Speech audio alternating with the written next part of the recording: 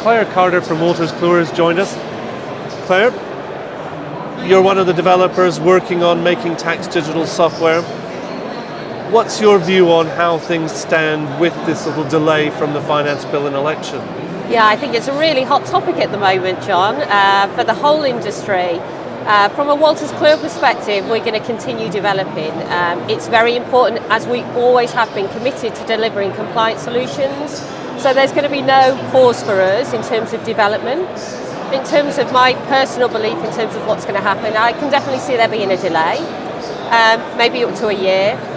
But that just gives us more time to get ourselves prepared, because I think from an industry perspective, there are many benefits that making tax digital is going to deliver to this industry. But the challenge we've got is getting ourselves prepared for it, so that it's just going to give us some more time to get that sorted, really. Now, you're going through a bit of a product transition at Wolters Kluwer. Has the digital tax project almost slowed things down there as well? You know, what's the wider perspective for your product plans? Well, to be fair, as the global leader of tax and accountancy, we've got quite a wide view globally in terms of what's going on in our industry. And if you look at the statistics over the next 10 years, compliance from a growth perspective is going to be quite minimal, maybe 0 to 3%.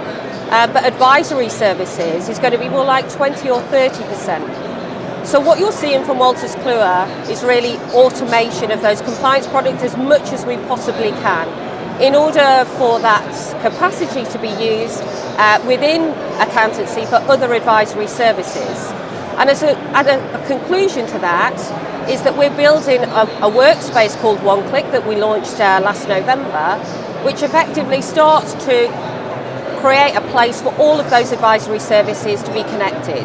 And that's where making tax digital and digitalisation comes in, because it's a cloud solution which is about collaboration through mobility, through collaboration timelines, through gathering data from your clients and helping you link to HMRC and the banks in the most efficient and automated way.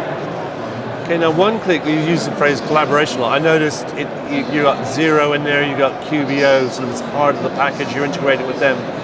We're hearing a lot elsewhere about Xero partnering with this company, Sage doing that and the others. Now, the tax and practice software industry used to be a pretty brutally competitive place.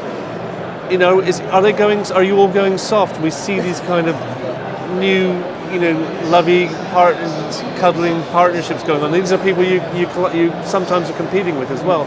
What do you think is going on in the market, and will we see more of that? It's a really interesting change of dynamics. And I think what's fair to say is, last year we launched the Open Integration Programme, and that was about getting all the online bookkeepers, no matter who they were, integrated in our software. Because from our perspective in Wolters Kluwer, and that's all I can talk about, John, in terms of our strategy, we are at the heart of our customers. So doing things for our accountant is the most important thing. And if we can drive efficiency for them and their clients by integrating to bookkeeping solutions, then we're going to do it.